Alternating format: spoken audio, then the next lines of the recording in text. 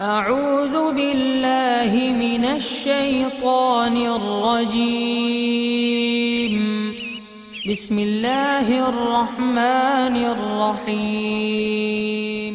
अल्लाहु अल्लाहु अल्लाहु अल्लाह अल्लाहु अल्लाहु अल्लाहु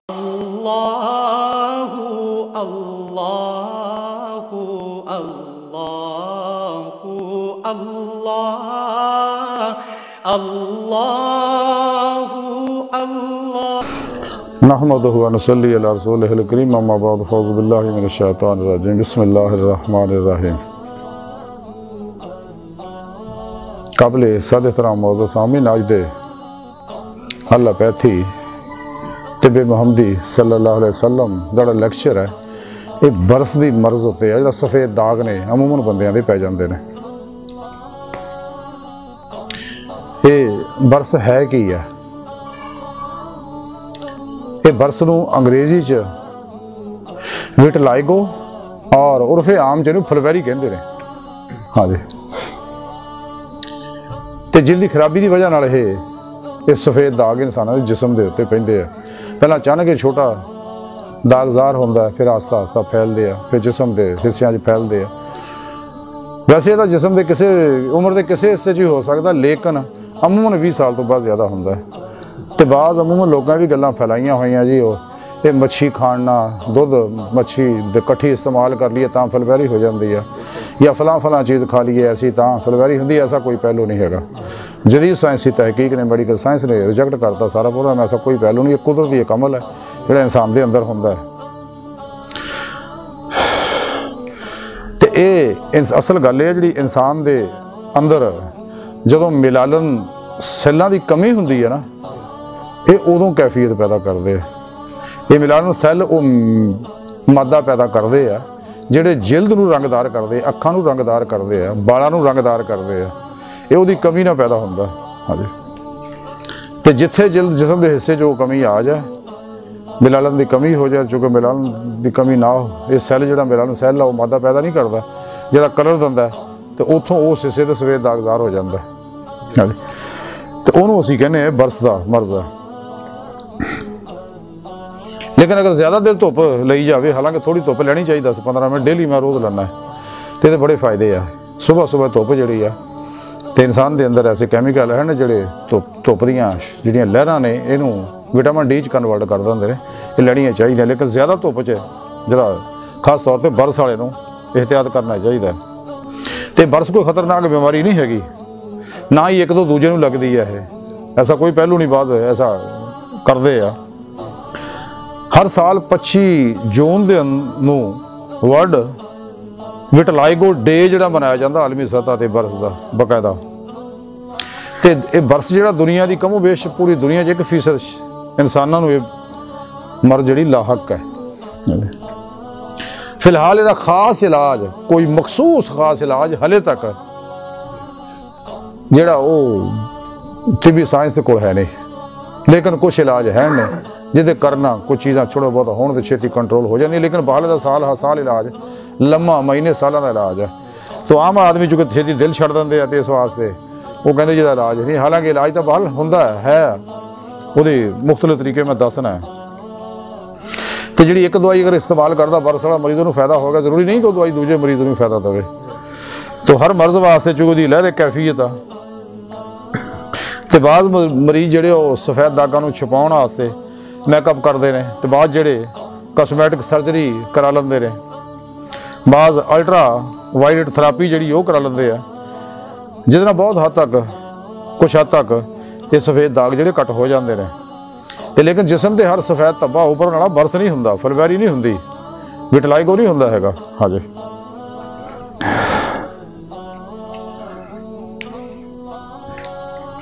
तो असल वही कमी जी मैं अगे अर्ज कर चुकिया मिलालन की, वो जो सैल जो घट होंगे ने,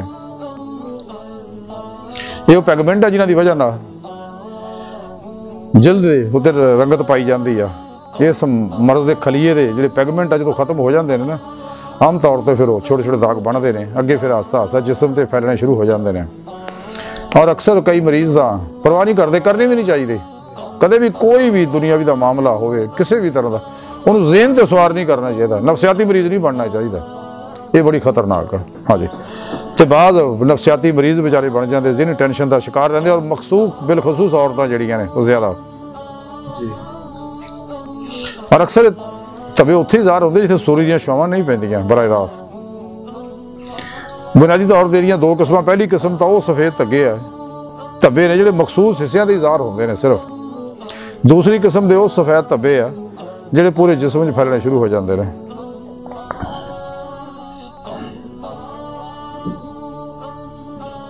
तो जदीद मैडिकल साइंस ने तहकीक तो बाद साबित किया कि बरस जी आटो इम्यून सिस्टम की खराबी की वजह नाल ही होंदा है, तो जिहदे सबब ना जिस्म के अंदर कुव्वत मुदाफे जिहड़े अनासर आ वो जरासीम ते हमला करने की बजाय जिस्म के दफाई खलियां ही तबाह करना शुरू कर देंगे हैं। तो आम तौर पर बरस का मरज होंदा ही उन्होंने जिन्हों की कुव्वत मुदाफे जी कमज़ोर होंदी है। क्यों होंदी है वो मैं अगे जाके दसना है। या मरीज जो थाईराइड डिजीज़ का शिकार है, बाद मरतबा ये मौरूसी भी होंदी है,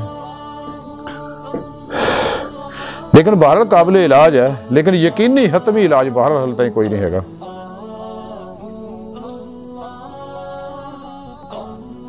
असरे हाज़र के अंदर जो जदीद मैडिकल साइंस है 3 तरीके का इलाज कर रही है। एक तो पहला वो है जो फोटोथेरापी मशीन के जरिए किया जाता है, दूसरा इलाज है सर्जिकल ट्रीटमेंट के जरिए किया जाता है, तो जिहदे मरीज के जिस्म के कुछ हिस्से जो सफ़ेद धब्बियां की पाबंदकारी जी की जाती है। तीसरा हिस्सा जो तीसरा तरीका जो मरीज की जिल्द का नमूना लैके लेबॉर्टरी रख के उन्होंने मजीद चीज़ों अफजाइश की जाती है, और तैयार करने तो बाद सफ़ेद धब्बियां दाखिल करता जाता है, जोड़े अगे ग्रोथ करके आस्ता आस्ता सफ़ेद धब्बे खत्म कर देंगे। दुनिया में तकरीबन 7 करोड़ इंसान जोड़े इस वेले शिकार आ बरस का, इस वेले की जी रिपोर्ट है। तो बरस उस वेले होंगे जो जिल्द की कुदरती रंग देने वाले जो खलीए ने मखसूस रंगदार मादे की तैयारी छड़ देंगे हैं। इस बीमारी की वजह जिल्द के नाल बालों पर भी असर पैन लग पैंदा है। एक जिद्दी किस्म का मरज है, तो मॉडर्न साइंस ने मैडिकल साइंस ने ये बारे बहाल मजीद तहकीक कर रही है। आम तौर पर डॉक्टर जोड़े स्टीराइड जोड़े खाण देंगे ने ये वास्ते, तो वह बहुत घट लोगों को फायदा होंदा है, सारिਆਂ फायदा नहीं होंदा। तो अल्ट्रा वायलेट थेरापी या फोटोथेरापी वगैरह तकरीबन 40% मरीजों को कुछ फायदा हो जाता है। तो लेकिन इलाज महंगा, आम आदमी की पहुँच तो बाहर गरीब आदमी इलाज नहीं करा सकता। इस मरज के चूंकि जरसोमे या वायरस नहीं होंगे, तो चूंकि ये सफ़ेद धब्बे कोढ़ के नाल मुशाबा होंगे, जिहदे नाल बाद लोग घबरा जाते भी शायद सानू भी हो जाएगा एक दूसरे लग के, ऐसा कोई पहलू नहीं है कतई बिल्कुल। हाँ जी, तो स्टीराइड जिहड़े ज़्यादा इस्तेमाल किए ना सेहत वास्ते नुकसानदेह भी है। जिल्द का मुदाफी निज़ाम जो इस तरह के प्रोटीन बनाता जिल्द के चंद मुकामात के उत्ते मिलान को खत्म कर देता है। ऐसे फर्दां के अंदर ये बीमारी बचपन तो ही शुरू हो जाती है, लेकिन अमूमन जी 20 साल तो बाद ही शुरू होती है। तो माहिरीन मैडिकल के माहिरीन जिहड़े गल कहिंदे ने कि जिन्हां अफराज थाईराइड हारमोन वध जाण या रेलन ग्लैंड या कार्लिकोस्टीराइड कम कर देन या जिस्म च विटामिन B12 की कमी हो जाए तो उन्होंने भी यह मरज लाक हो सकता है। तो बाद मरतबा लंबे अरसे तक कैमिकल अद्वियात अगर कोई शख्स इस्तेमाल करता है तो वो भी मरज पैदा हो सकता है। इस वास्ते बगैर सोचे समझे कदे कोई दवाइयां इस्तेमाल नहीं करनी चाहिए, और बिलखसूस कैमिकल ही। तो इस वास्ते जो माहिरीन है मैडिकल में जानते हैं उन्होंने मशवरा करने तो बाद ही, और अमूमन साढ़े नौजवान खास तौर पर अजकल ये दवाइयां ज़्यादा इस्तेमाल करते हैं, बहुत ज़्यादा खास तौर पर जिनसी दवाइयां इस्तेमाल करते हैं बहुत ज़्यादा, तो और ये बड़ियां खतरनाक है। वो अमराज पैदा होने का बहुत खतरा होंदा है। तकरीबन 25% मरीजों को बरस होने तो बाद थाईराइड की खराबी और बहरापन भी हो सकता है, यदा भी इम्कान है ने। अगर बरस जो स्टीराइड की कमी ना होया तो मरीज कुछ अर्सा उन्होंने स्टीराइड दिते जान तो उन्होंने वक्ती फायदा कुछ हो जाता है।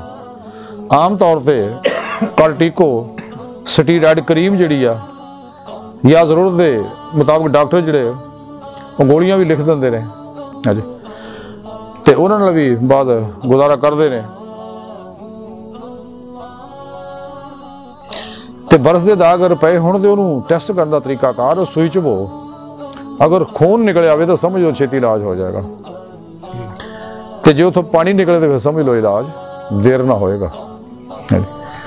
इस वास्ते कदे भी कोई मेडिसिन जड़ी बगैर मशरे तो, बगैर तबीब के मशरे तो, बगैर डॉक्टर के मशरे तो नहीं लेनी चाहिए हैगी, एहतियात करनी चाहिए।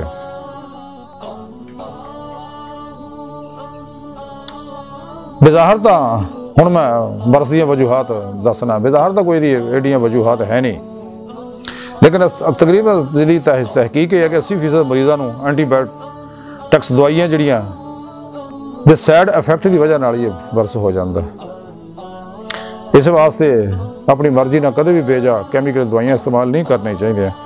अमराज जिगर दी मर्ज़ां नाल भी एक कैफियत पैदा हो सकती, बार बार पेट्रोल या कैमिकल के अंदर हथ पाए जान या जो लोग ये काम करते हैं तो उन्होंने भी इस मर्ज़ के होने का खतरा लाहक होंदा है, अमकान है।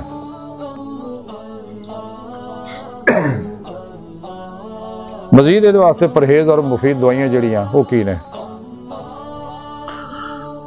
जिन्होंने दवाई खुराकों तो बचना चाहिए। वो खुश्क मेवाजात, तेज़ मिर्च मसाले, खटियां चीज़ां, बादी चीज़ां, नमक की ज़्यादती, मिठाइयाँ, बेकरी, मछली, चावल, सुरख गोश्त, सॉफ्ट ड्रिंक, सब्ज़ तरकारियाँ, बगैर कली तो बर्तन का इस्तेमाल, तेल की ज़्यादती और देर ना हजम होने वाली जी गज़ावां ने इन्हां तो एहतियात करनी चाहिए है बरस वाले मरीज़ को खास तौर पर।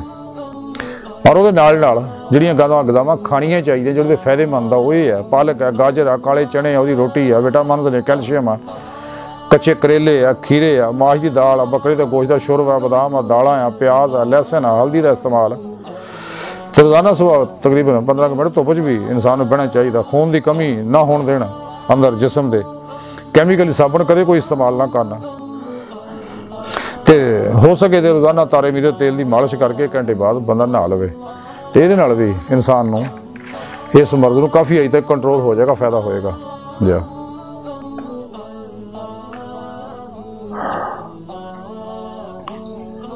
हुण मैं बरस दा रूहानी इलाज दसना है।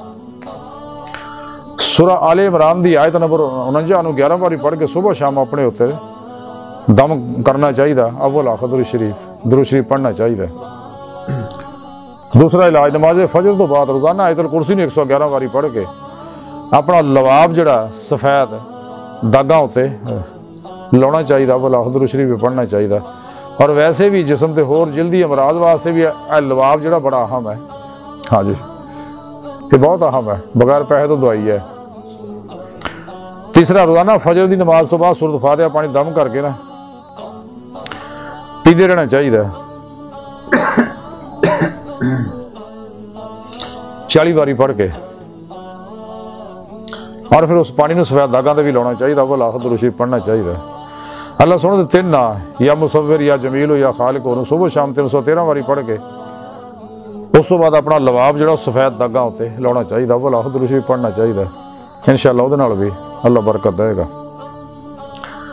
हर महीने की चंद की 13, 14, 15 तरीक को रोज़ा रखिए पिछे। अगला इलाज जोड़ा रोज़ा रखना चाहिए, और अफतार के वक्त 40 बारी हुज़ूर कल्ब के नाल दुरूद इब्राहिमी पढ़ के अपने उत्ते दम करना चाहिए, ते ताशवा हर महीने अमल करते रहना चाहिए। अगला कि सुभान अल्लाह नूं नमाज तहज्जुद तो बाद 505 बारी पढ़ के अपने उत्ते ते दम करते रहना चाहिए, ते अव्वल आखिर दुरूद शरीफ पढ़नी चाहिए है। अगला मुज़व्वतैन नूं आखिरी जिहड़ी 3 सूरतां ने उन्होंने 101 बारी 11 बारी पानी ते पढ़ के दम करके, और उस पानी दूजे पानी नहाने वाले पानी पा के उहदे नाल रूहानी गुसल करना चाहिए, और ईशा तो बाद ये काम करना चाहिए, अव्वल आखिर दुरूद शरीफ पढ़ना चाहिए। ये भी बेशुमार फायदा होएगा। और फिर अगला होर एक है कि रोगन जैतून, रोगन अखरोट, रोगन कलवंजी, ये तिने हम वजन लैके इनू कट्ठा मिला लो, तो सुबह दोपहर शाम 2 चमचे दे लैके उन्होंने उत्ते सूरह रहमान एक बारी पढ़ के दम कर लो, अव्वल आखिर दुरूद शरीफ पढ़ लो, और उन्होंने इस्तेमाल करो सुबह शाम। इंशाअल्लाह ये भी अल्लाह पाक शफा देंगे। अगला दरूद खिजरी नूं चीनी की प्लेट ते लिख लो तो 11 वारी दरूद खिजरी पढ़ के दम कर लो। तो आबे जमजम मिलिया पानी लैके चंद कतरे आबे जमजम से पा लो तो वो प्लेट में धो के पानी है ना वो पानी पी लो। तो पानी इस्तेमाल करते रहना चाहिए। सुबह खाली पेट है और जारी रखना चाहिए सिलसिला, इंशाअल्लाह भी शफा हो। अगला इलाज ये दुआ हदीस पाक चाहिए, सुबह शाम में 40 बारी पढ़ के अपने उत्ते दम करना चाहिए। वाला हदर शरीफ पढ़ना चाहिए। दुआ है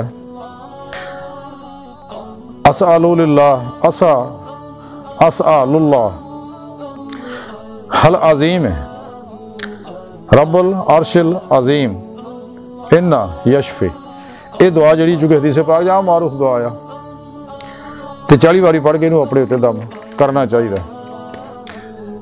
तो सुनने अबू दाऊद शरीफ च, नसाई शरीफ च, अहमद शरीफ च भी ये हदीस मौजूद है, दुआ लिखी है। इन्हू 41 बारी पढ़ के पानी दम करके सुबह शाम खाली पेट पीना चाहिए। अव्वल आखिर शरीफ पढ़ना चाहिए। दुआ ये है अल्लाहुम्मा इन्नी आऊज़ु बिका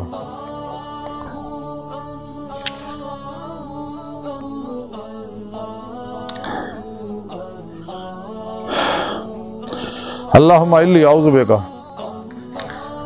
मिनल बरसे वल जुनून वल जज़ाम व मिनल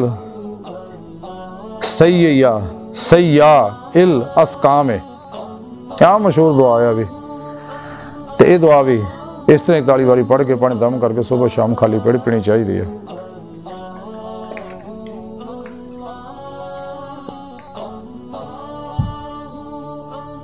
हुण इहदा नफसियाती इलाज मैं दसना।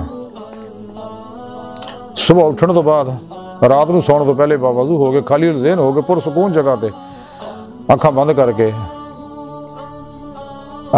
अदाब शरायत के नाल मुराकबा करना चाहिए जो मकसद दसदा रहना। और अपने अखा बंद करके बह जाओ और अपने ज़हन च बार बार जुमला दोहराओ कि मेरे बरस का मर्ज आस्ता आस्ता ठीक हो रहा, ताकि इंसान के कॉन्शियस माइंड के अंदरों सब कॉन्शियस माइंड और अनकॉन्शियस माइंड के अंदर ये जुमला उतर जाए। यानी शौर चो होता है तो शौर और लाशौर च उतर जाए, क्योंकि तत्व शौर और लाशौर सब कॉन्शियस माइंड जो अनकॉन्शियस माइंड जोड़ा ये सारी उम्र सौंदा नहीं, दिन रात काम करता रहा। सिर्फ जारी शौर सौंदा 10% तकरीबन, बाकी 90% तो हर वेले वेव भी छड़ता रहेगा अंदरों और वो बेशुमार रूहानी फायदे होंगे। मैं उसकी तफसील अक्सर दसदा है कि कायनात का निज़ाम सारा लहरां नाल चल रहा। हाँ जी। तो रात को सौंदे वेले और सुबह जो अख खुले उस वेले भी जुमले बार बार ज़हन च दोहरा लेना चाहिए चंद मिनट। तो मुराकबा कम अज़ कम भी निस अद्धा घंटा जरूर करना चाहिए। मजीद शिफा की कैफियत बढ़ाने वास्ते चाहिए कि दौरान मुराकबा अल्लाह शाफी के नूर को अपने अंदर ज़्यादा तो ज़्यादा जज़ब करे कि अल्लाह पैथी तेबे मुहम्मदी का जो असल तरीका वो ये है। ਜਿਹੜੇ ਇਹ दूसरे रूहानी इलाज करते हैं वो इस कॉस्मिक कायनाती एनर्जियां को जज़ब करके इलाज करते हैं, जो कि अल्लाह पैथी और तिबे मुहम्मदी का इलाज जोड़ा तो जिन्होंने चीज़ों के एक्स है उस नूर को बराह रास्त अपने अंदर लेना है।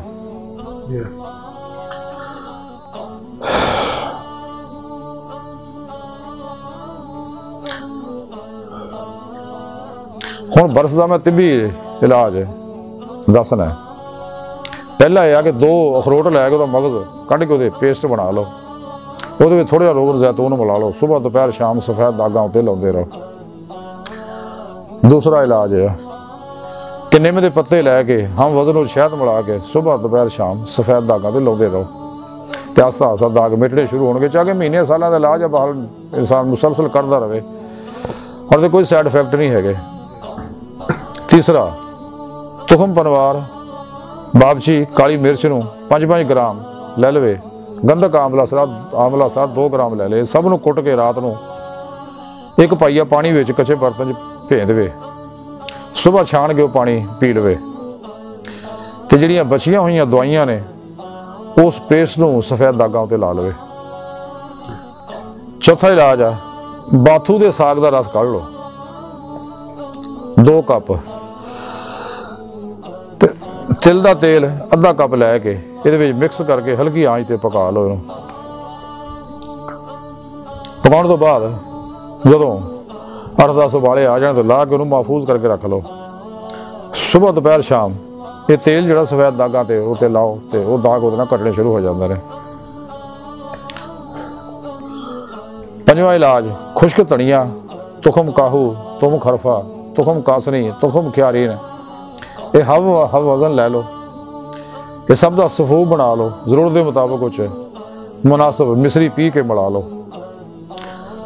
तो सुबह शाम 4 ग्राम लैके ना, सुबह शाम रात सुबह लै 4 ग्राम ये सफूफ लैके पानी च मिला खाण तो 1 घंटा बाद इनू पी लो, इदा ही सुबह इदा ही शाम। 6वां इलाज कि 7 लीटर आ जमीन का पानी ले लो, उबाल के उन्होंने कच्चे घड़े पा लो। 1 पाइया छोटी सब्ज इलायची जी उन्होंने कुट के दर्द फड़ करके पानी च पा दो। और उस घड़े के जो भी पानी पीना हो यही पानी पीवे बंदा, दूसरा पानी इस्तेमाल ना करे। ये पानी नू हर वेले पींदा रहे, जो पानी खत्म हो जाए दोबारा इदा ही फिर बना लवे। इंशाअल्लाह ये भी ता शिफा अमल करता रहे इलाज, इंशाअल्लाह अल्लाह शिफा देगा। 7वां प्याज का पानी कढ़ लो, 1 चम्मच शहद 1 चम्मच लै लो, तो नून आधी चमची लै लो, इन्हों आप बामे मिक्स कर लो आपस में। तो सुबह दोपहर शाम सफेद दागा उत्ते लाते रहो, ये भी आस्ता आस्ता खत्म होने शुरू हो जाएंगे।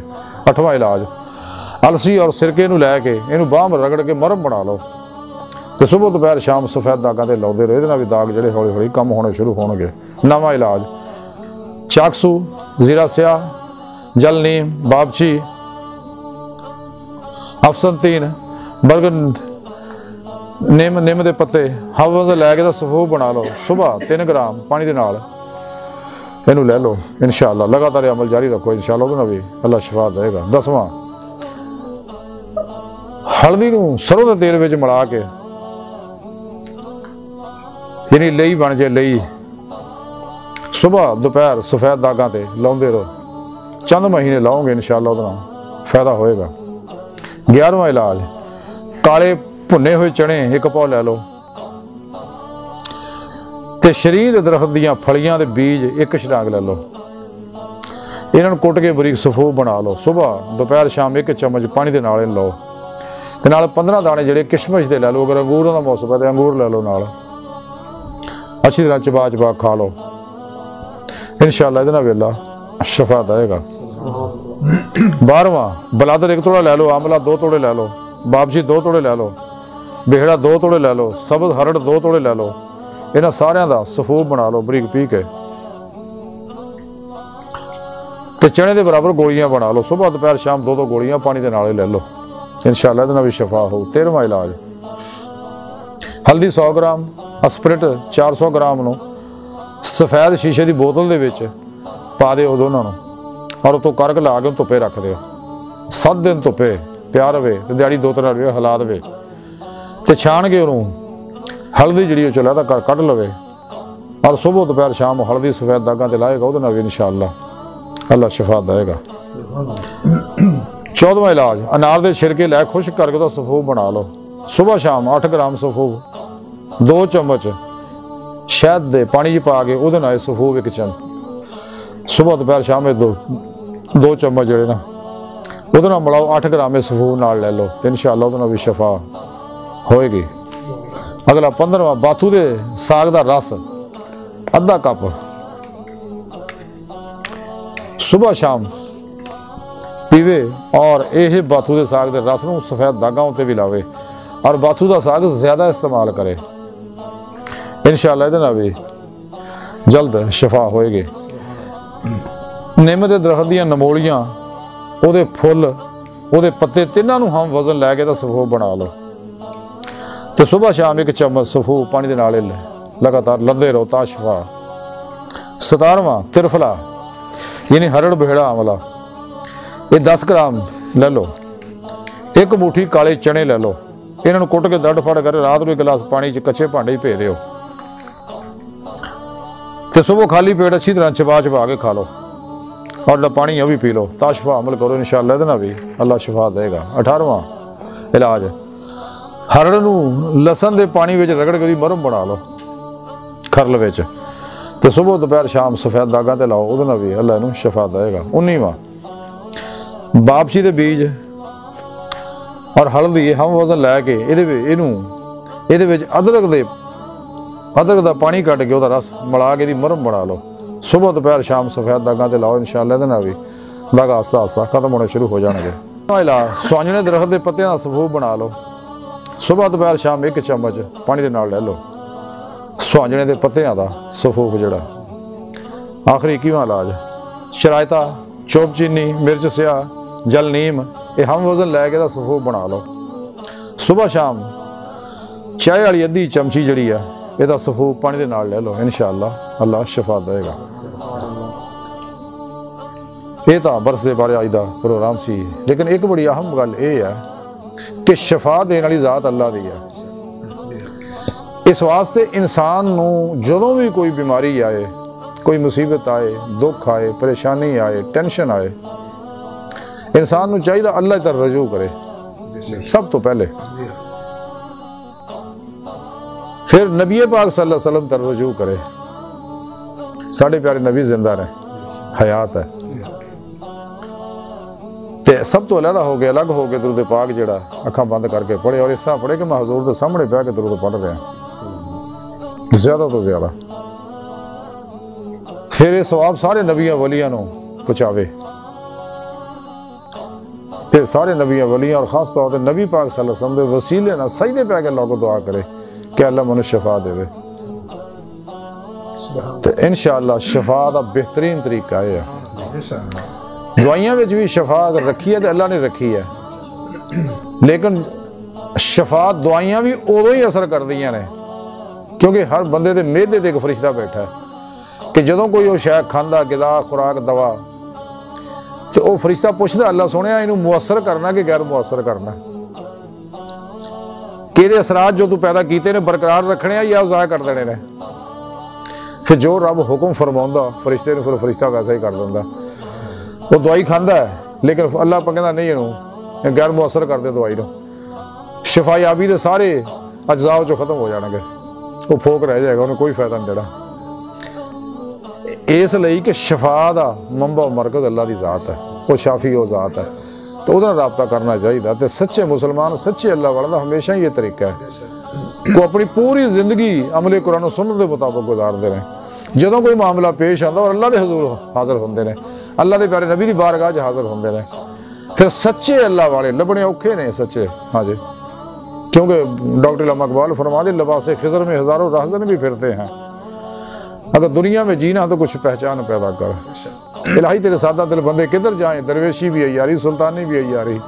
हाँ जी, लभने औखे है। बहरहाल अगर तलब सच्ची हो तो लभ जाते हैं, क्योंकि सच्चा तालब तो सच्चा मोती लभण वास्ते समुद्र तय जो सिप्पी कढ़ लिया होंगे। तो ये सच्चे अल्लाह वाले दरबदार नहीं फिरते है। हाँ, क्योंकि जिन्हों का सौदा खरा है उन्होंने फेरी लाने की लोड़ कोई नहीं हैगी। हाँ जी, तलाश करने पैंदे मिल जाते हैं। हाँ जी, ये लोग आ फनाफिल कुरान। बहरहाल तो इन्होंने लोगों की खिदमत हाजिर हो गई, इन्हों को दुआ करवानी चाहिए, इन्हों को रूहानी तालीम तरबियत लेनी चाहिए है। तो अल्हम्दुलिल्लाह अल्लाह पाक शफा देणगे।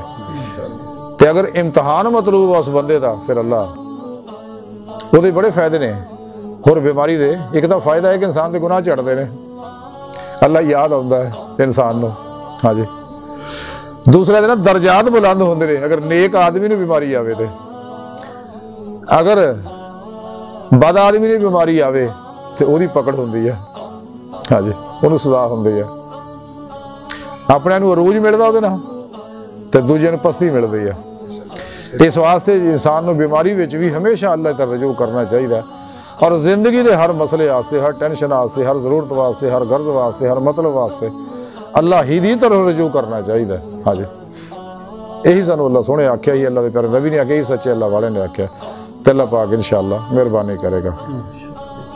वमा अलैना इल्लल बलाग।